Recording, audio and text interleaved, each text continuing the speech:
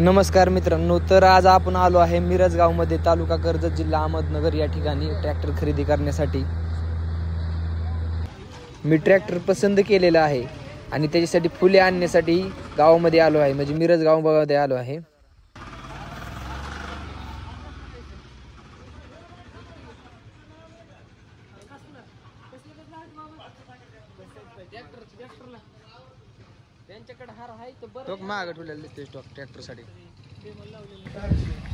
नंतर पेढ घेतलं दुकानामध्ये जाऊन. म्हणलं आता लोकांना ट्रॅक्टर घेतला म्हणलं पेढ वाटावं लागते का नाही. पेढे आणि हार घेऊन आम्ही निघालोय शोरूमला.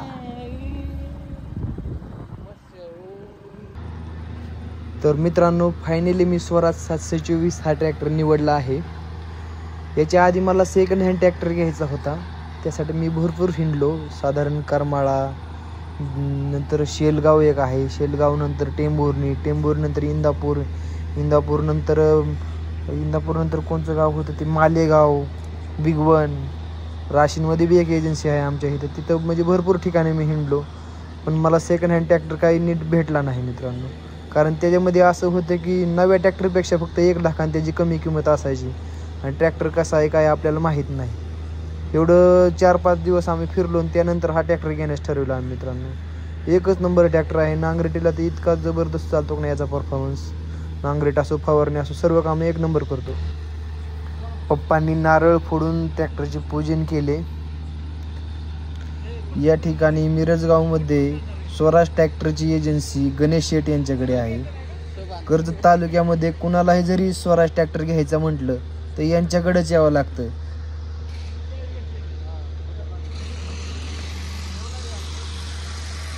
नंतर चावी देण्याचा कार्यक्रम केला आम्ही. चावी घेतली, फोटोशूट केले, भरपूर मजा आली. सहज सकाळी मी कुणाच्या ट्रॅक्टरवर बसलो नव्हतो आधी, पण थोडं 1-2 वेळा बसलो होतो, त्यामुळे मला गिअर सिस्टीम वगैरे सर्व माहीत होतं. बसलो, चालू करायला गेलो, पण चावी सापडा. त्याची चावी त्याची लेफ्ट हँडला होती. मग लेफ्ट हँडला ट्राय केलं, चालू केला, गिअर वगैरे टाकले. आता व्हिडिओ काढायचं म्हणलं चालू तर करावं लागणार ना, ट्रॅक्टर इन्स्टाला टाकायचं होतं आपल्याला. मग केला चालू ना, हल्ली एंट्री मस्तपैकी दाबात. भावानी परत माघारी आणून लावला.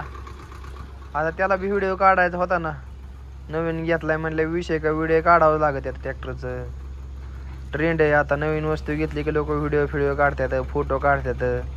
त्याने लावला मग परत आणून तिथं. त्याला व्हिडिओ काढायचा होता ना, ते होतं प्रोफेशनल ड्रायव्हर.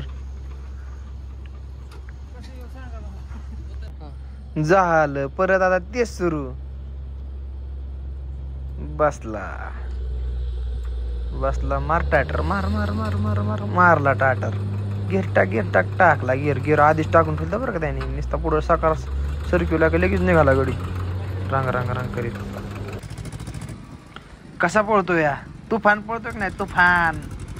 लय खतरनाक मॉडेल आहे राव, लय उधाळता या. लय चौकशी केली तर सापडलाय आम्हाला, नाही तर आम्ही दुसरं ट्रॅक्टर बघत बसलो होतो. सोनालिका कुठं महिंद्राचं ट्रॅक्टर बघितलं, पण ते चाक बारकाली होते राव. ही लय खतरनाक आहे बेस.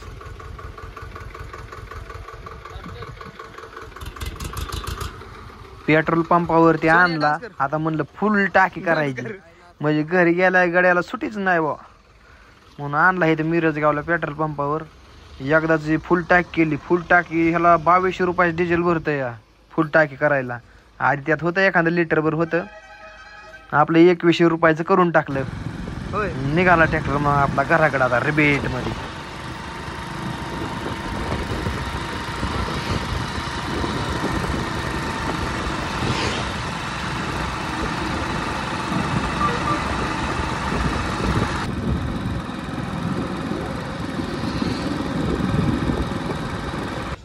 तर आता आपण आलो आहे चांदे गावामध्ये.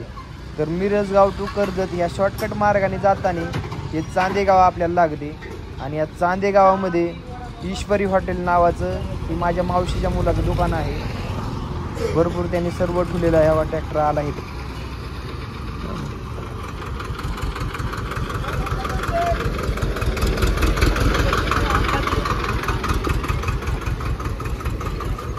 गाण्या ट्रॅक्टर पूजा आता फटकीने पैसे ठेवायचं.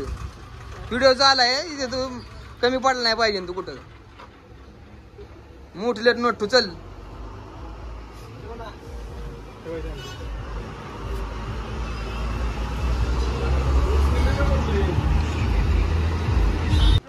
तर त्यानंतर भावाने आमच्यासाठी मिसळ तयार केली. इतकी खतरनाक मिसळ होती की नाही भावांनो, नादच खोळा. जर तुम्ही कधी चांदेगावात आले ना, नक्की ह्याला भेट द्या. फायनली आम्ही घरी आलो आणि घरी आल्यानंतर हे सर्व पूजनाचं काम चालू आहे. कारण संध्याकाळी 8 वाजता अमावस्या लागणार आहे, त्यासाठी सर्व गडबड चालू आहे. अमावस्याच्या आधी ट्रॅक्टर पूजून घेणं गरजेचं आहे. म्हणतात भाऊ अमावस्याचं पूजन आहे म्हणून तसं केलंय. हे बघा आमचं बारखं पिलू चतार या नुसतं बघतच राहिले टाकार मकार. म्हणलं असं काय आणलंय भाऊ काकाने असला अवजार, ही चमकतंय लाईटीन हिन. बसलंय बघत. समधी मंडळी जमली होती इथं आमच्या वस्तीला, सर्व बाया आल्या होत्या. आमच्या घरापुढे हे उंबरीचं झाड आहे. आम्ही कोणतीही नवीन वस्तू आणली तर इथे पोंजण्यासाठी आणत असतो. कारण उंबरीचं झाड हे दत्ताचं प्रतीक आहे आणि देव दारात असल्यानंतर आपल्याला दुसरीकडे जायची गरज भासत नाही. कारण देवच आपल्या दारामध्ये आहे. दुसरीकडे ट्रॅक्टर न्यायची गरजच पडली नाही पूजण्यासाठी भावांना.